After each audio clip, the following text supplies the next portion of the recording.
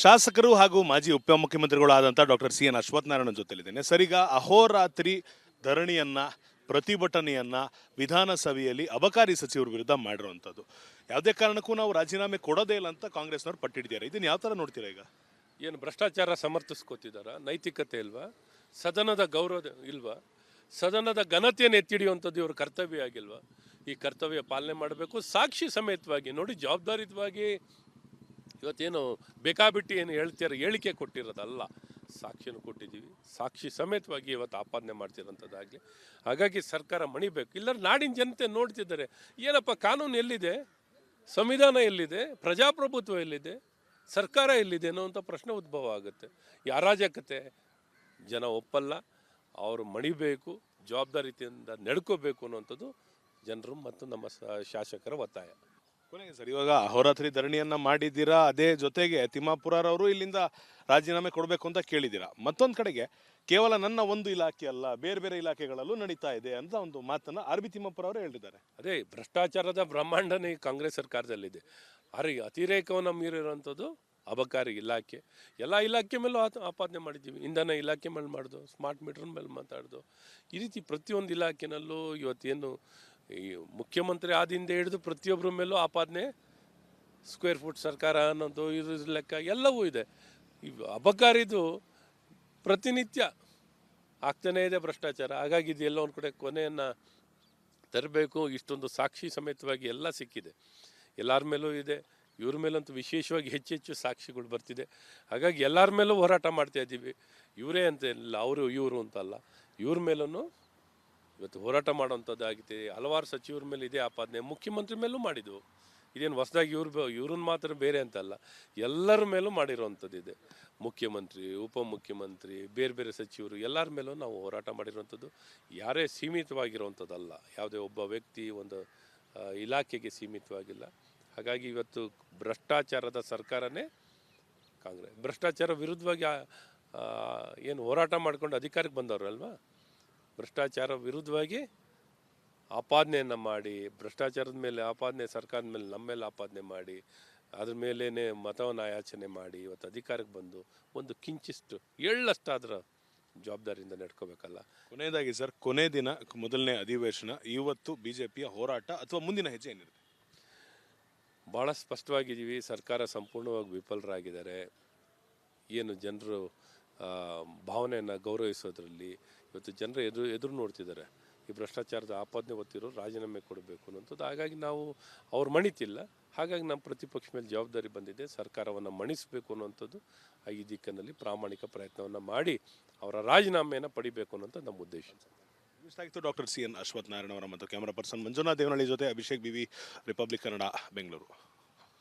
ಶಾಸಕರು ಹಾಗೂ ಮಾಜಿ ಉಪಮುಖ್ಯಮಂತ್ರಿಗಳಾದಂಥ ಡಾಕ್ಟರ್ ಸಿ.ಎನ್. ಅಶ್ವತ್ಥನಾರಾಯಣ ಜೊತೆಲಿದ್ದೇನೆ. ಸರ್, ಈಗ ಅಹೋರಾತ್ರಿ ಧರಣಿಯನ್ನ ಪ್ರತಿಭಟನೆಯನ್ನ ವಿಧಾನಸಭೆಯಲ್ಲಿ ಅಬಕಾರಿ ಸಚಿವರ ವಿರುದ್ಧ ಮಾಡಿರುವಂಥದ್ದು, ಯಾವುದೇ ಕಾರಣಕ್ಕೂ ನಾವು ರಾಜೀನಾಮೆ ಕೊಡೋದೇ ಇಲ್ಲ ಅಂತ ಕಾಂಗ್ರೆಸ್ನವ್ರು ಪಟ್ಟಿದ್ದಾರೆ. ಇದನ್ನ ಯಾವ ಥರ ನೋಡ್ತೀರಾ? ಈಗ ಏನು ಭ್ರಷ್ಟಾಚಾರ ಸಮರ್ಥಿಸ್ಕೋತಿದಾರ? ನೈತಿಕತೆ ಇಲ್ವಾ?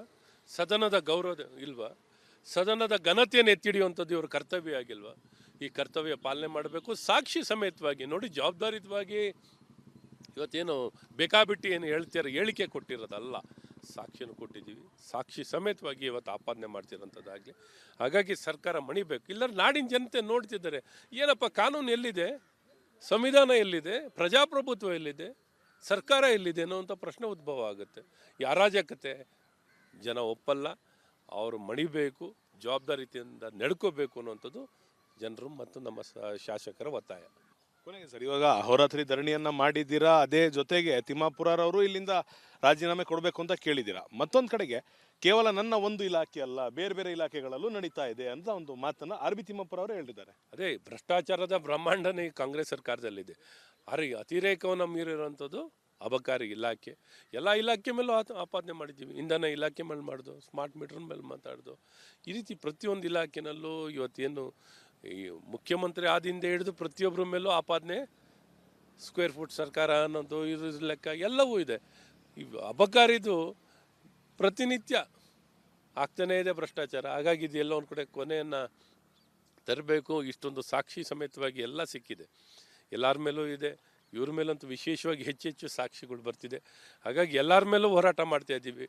ಇವರೇ ಅಂತ ಇಲ್ಲ, ಅವರು ಇವರು ಅಂತಲ್ಲ, ಇವ್ರ ಮೇಲೂ ಇವತ್ತು ಹೋರಾಟ ಮಾಡೋವಂಥದ್ದಾಗಿದೆ. ಹಲವಾರು ಸಚಿವರ ಮೇಲೆ ಇದೇ ಆಪಾದನೆ, ಮುಖ್ಯಮಂತ್ರಿ ಮೇಲೂ ಮಾಡಿದ್ವು.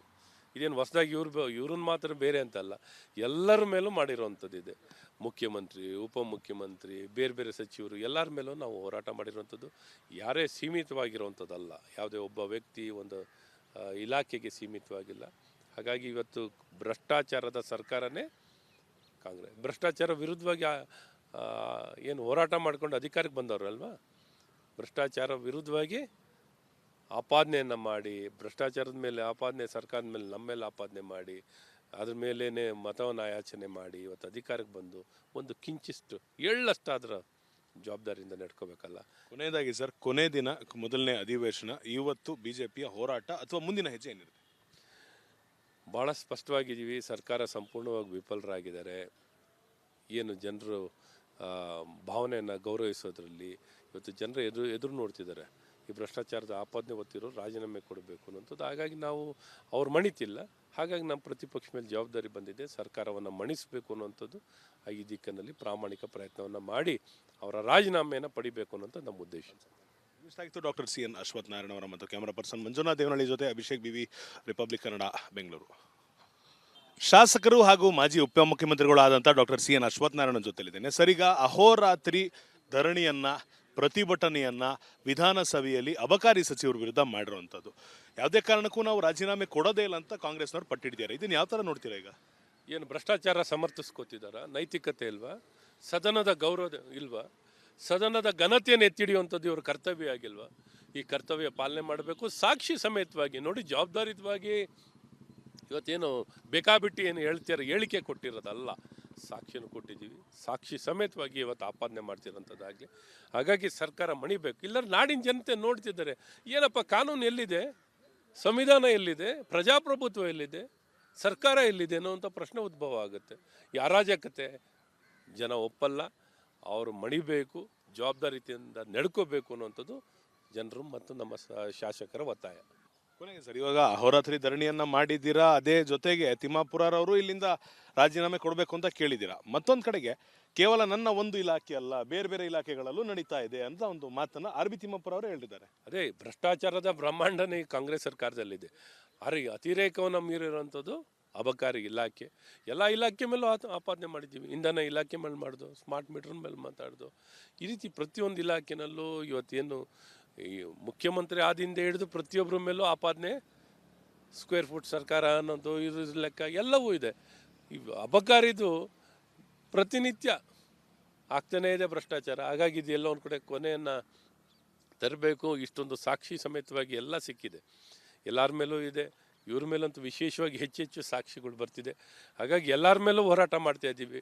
ಇವರೇ ಅಂತ ಇಲ್ಲ, ಅವರು ಇವರು ಅಂತಲ್ಲ, ಇವ್ರ ಮೇಲೂ ಇವತ್ತು ಹೋರಾಟ ಮಾಡೋವಂಥದ್ದಾಗಿದೆ. ಹಲವಾರು ಸಚಿವರ ಮೇಲೆ ಇದೇ ಆಪಾದನೆ, ಮುಖ್ಯಮಂತ್ರಿ ಮೇಲೂ ಮಾಡಿದ್ವು.